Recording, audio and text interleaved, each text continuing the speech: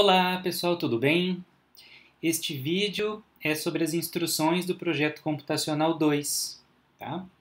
Então neste momento, agora a gente vai resolver o problema de Flowshop permutacional com minimização do MEIXPAN.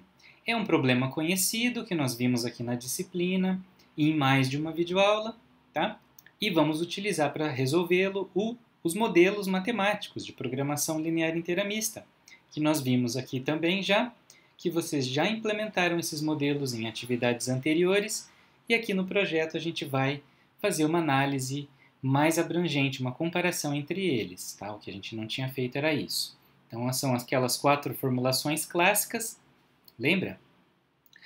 Duas delas baseadas em posição, uma com a propriedade JAML, Job Adjacency Machine Linkage, a outra também baseada em posição com inequações, outras duas baseadas em precedência, uma com restrições disjuntivas e outra com variáveis de folga. Tá? Só para relembrar e dizer quais são. Estas formulações estão na videoaula 7 desta disciplina aqui, Modelos Matemáticos para Flowshop. Tá bom?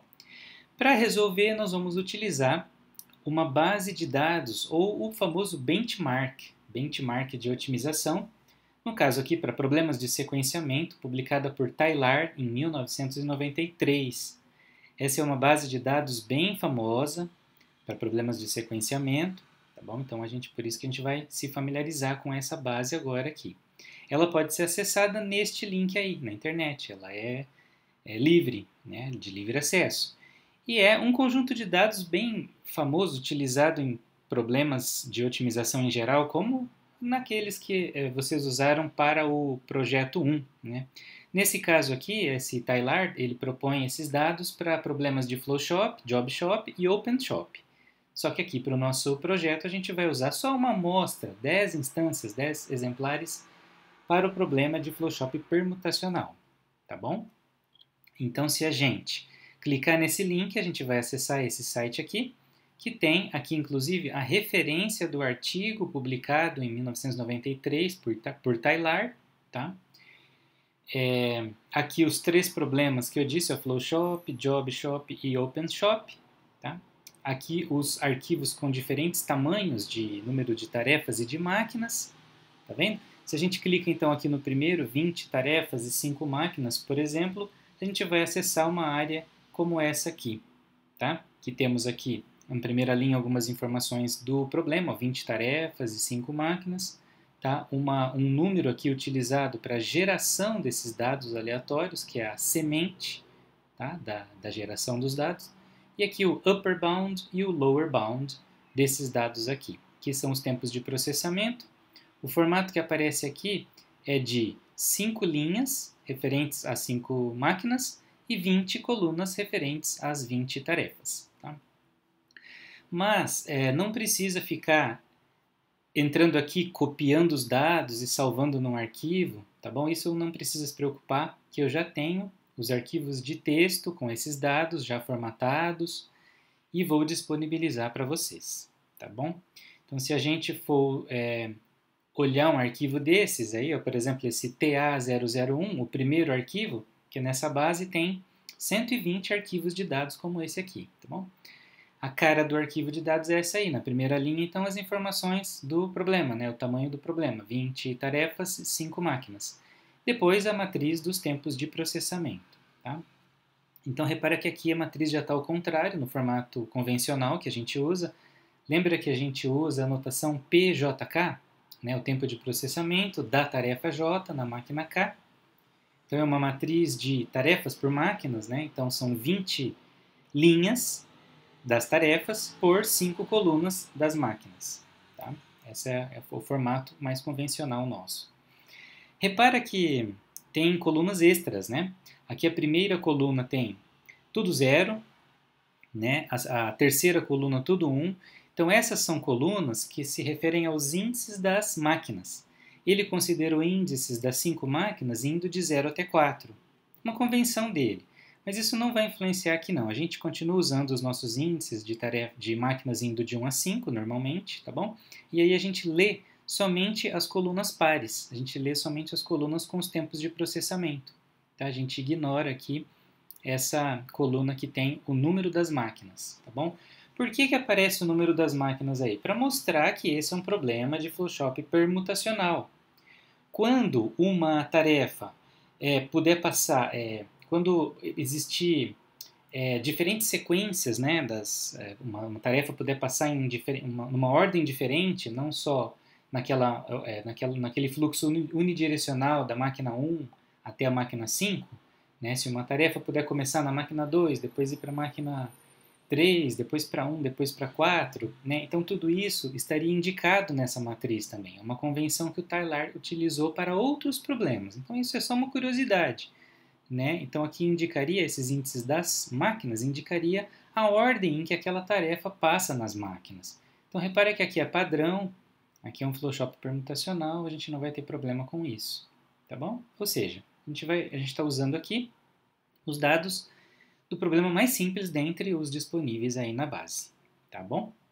Voltando lá no site, nesse aqui, se a gente clica aqui nesse link Summary, tá? Aqui tem um resumo dos dados, né, dos resultados, dos makespans, dos melhores makespan encontrados. Quando a solução ótima já foi encontrada, tem o makespan ótimo, ou quando não foi encontrada a solução ótima, o melhor encontrado até então, por uma heurística, ou mesmo por um modelo, mas limitando o tempo computacional, né? Então aqui está vendo, ó, nessa primeira linha, ó, que são 5 arquivos, o TA 001 até 005, tem aqui 5 valores de makespan, desses 5 exemplares resolvidos. Tá vendo? Na linha de baixo, de 6 a 10, e assim por diante, né? São 120 exemplares, ele vai atualizando, armazenando ali os melhores resultados encontrados nas diferentes pesquisas, tá? Repara que isso não é muito dinâmico, né? A última atualização aconteceu há alguns anos atrás, em 2015, né?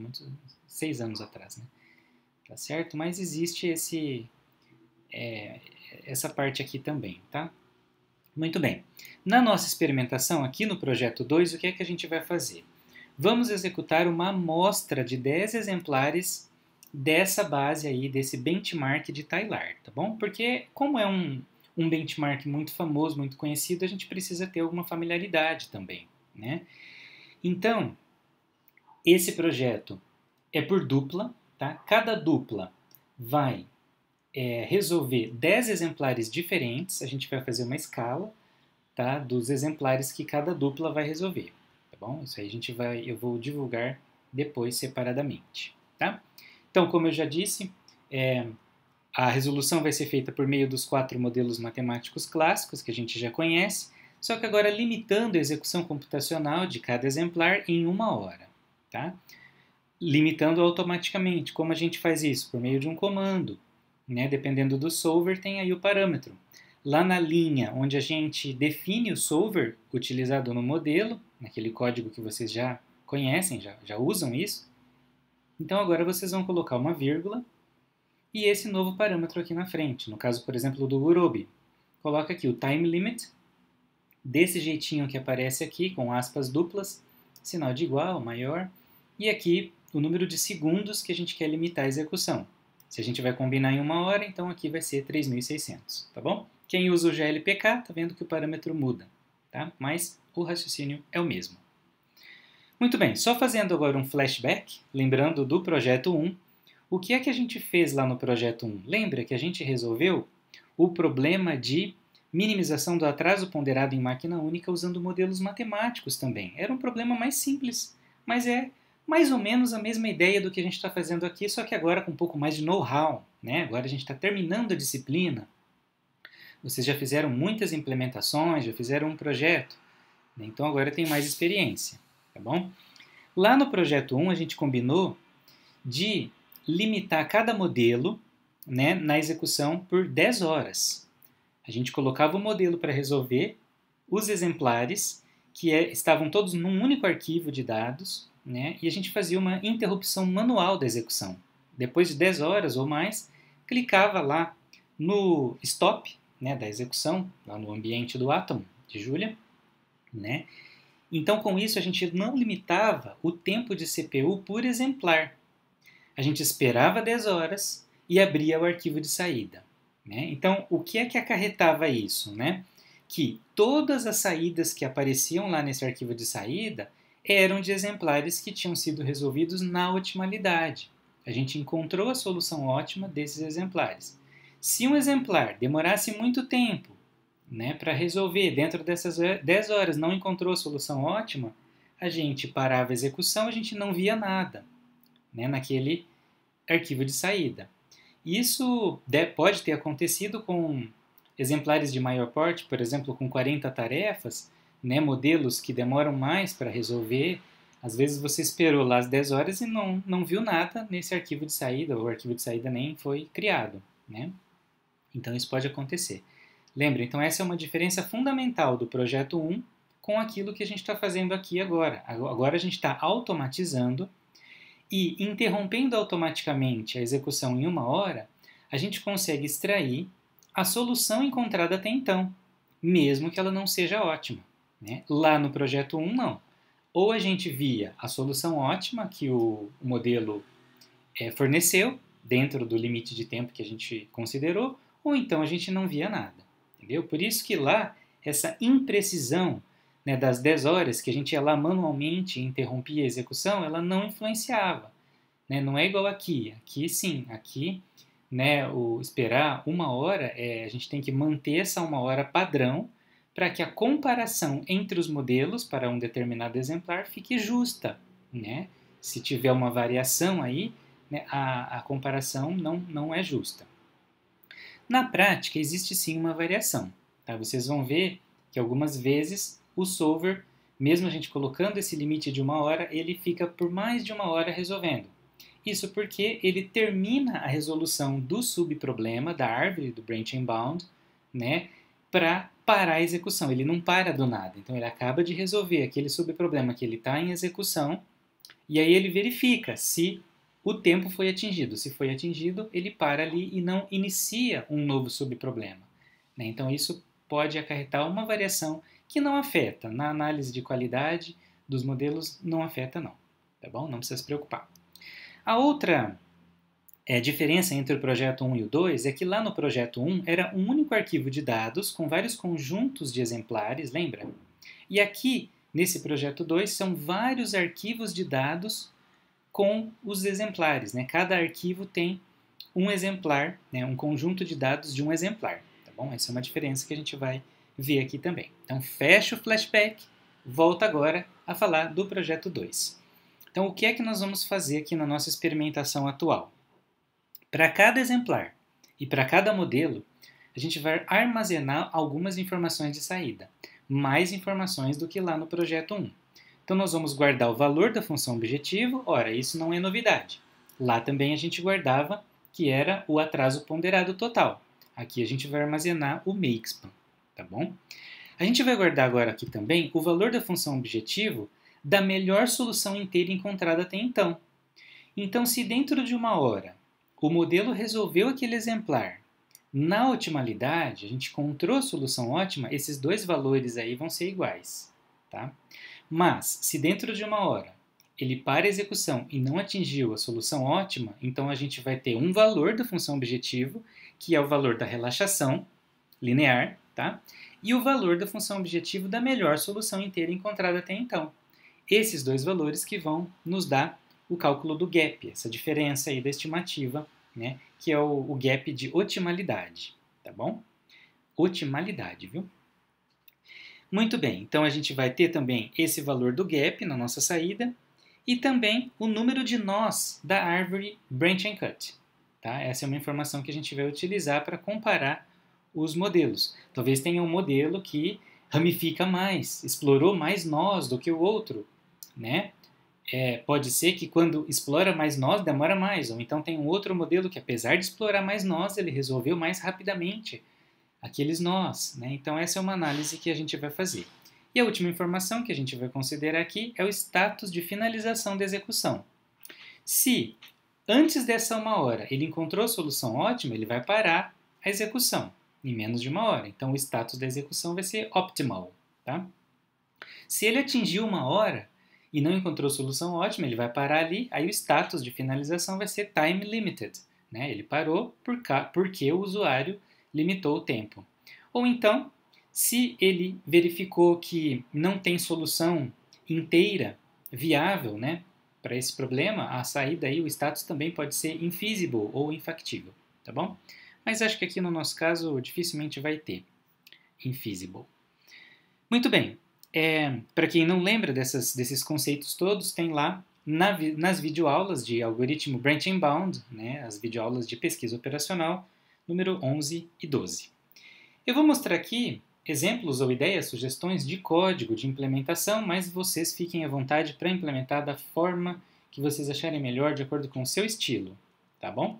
Então esse aqui é o arquivo que eu chamei de fssolve-tailard, tá? Que é um arquivo que chama o modelo, né? Ele resolve, ele lê os dados, informa isso para o modelo, resolve e armazena a saída daquelas informações todas que a gente quer guardar num arquivo de saída, né? Então tudo isso é feito aqui. E usa um loop, né, para ler automaticamente os 10 arquivos, um depois do outro, né, sequencialmente, de uma pasta que a gente informou aqui, né? Então a gente não vai executar um por um, né? Colocar um código que leia um arquivo, resolve o modelo e guarda a solução, depois vai lá, abre o outro arquivo. Não, a gente já vai criar esse código que faz tudo automaticamente, tá? Então, inicialmente tem esse include, que vocês já devem estar familiarizados, né? Ele vai incluir aqui ou chamar o arquivo fswagner, que é o arquivo onde eu salvei o modelo. É nesse arquivo fswagner que está implementado lá o código do modelo, né? Então, são dois arquivos, né? Na verdade, se você salvar cada um dos 4 modelos num arquivo diferente, então tem que chamar aqui os 4 arquivos, né? O Wagner é um dos autores daqueles uma das 4 formulações, né? Por isso eu chamei de Wagner.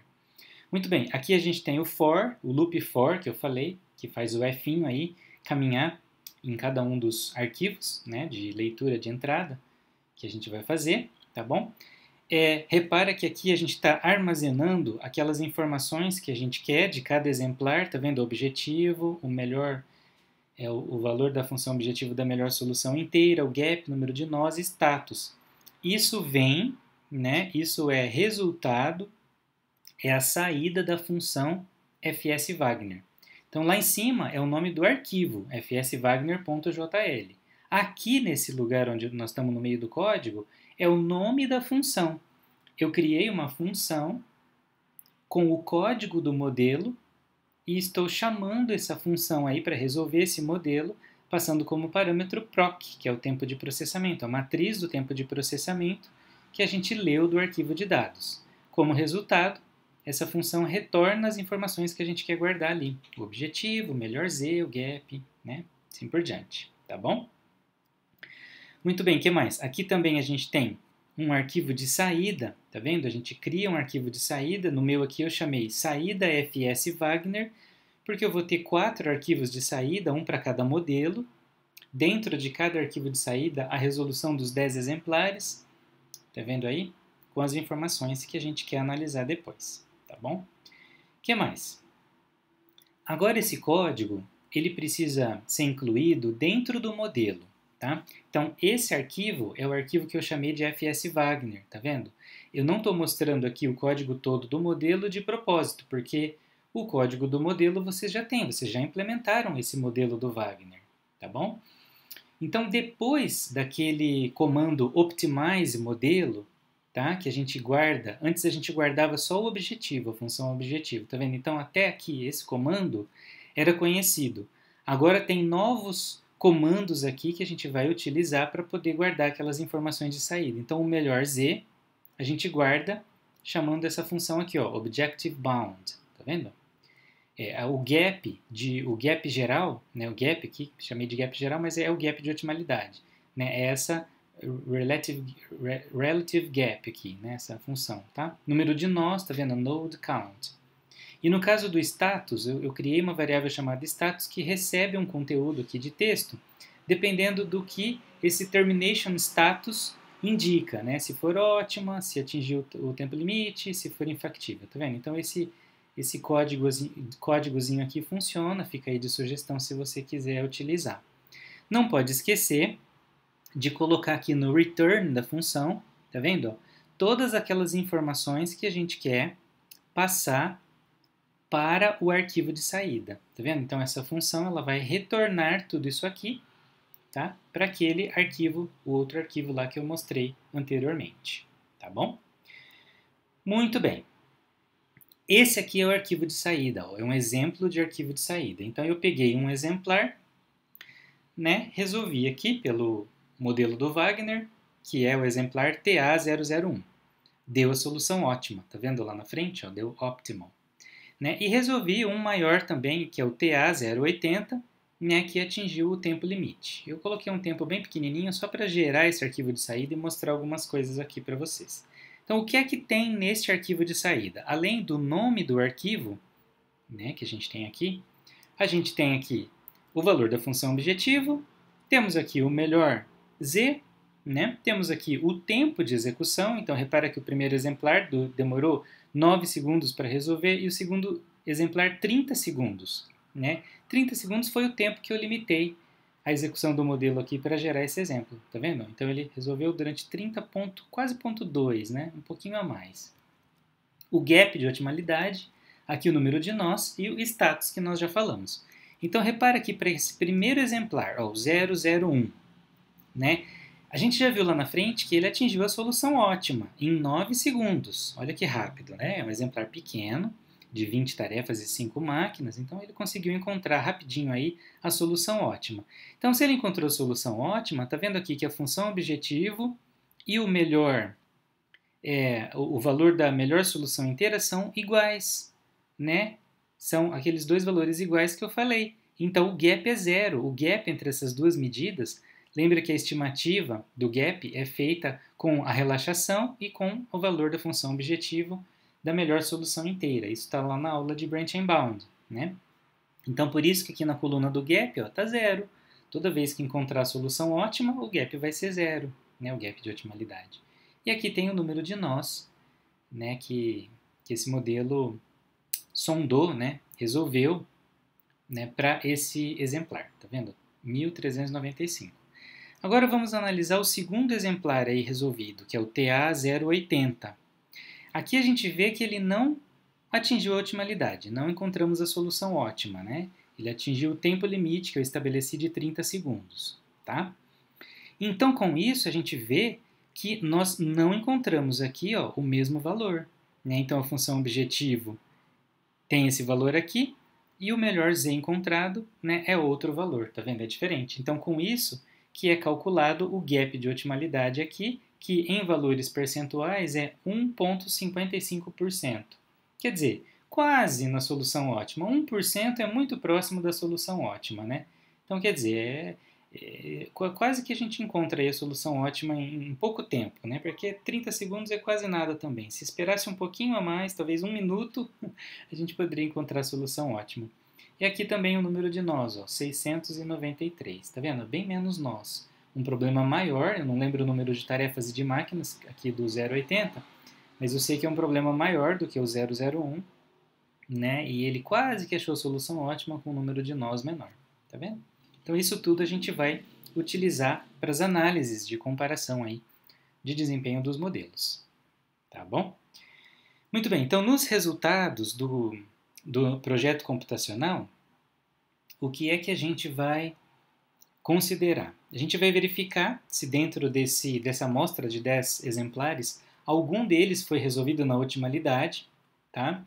Se foi resolvido, então a gente vai comparar somente o tempo de CPU, né? Porque se aquele exemplar foi resolvido na otimalidade pelos 4 modelos, então o valor da função objetivo é o mesmo valor para os 4 modelos, não tem o que comparar.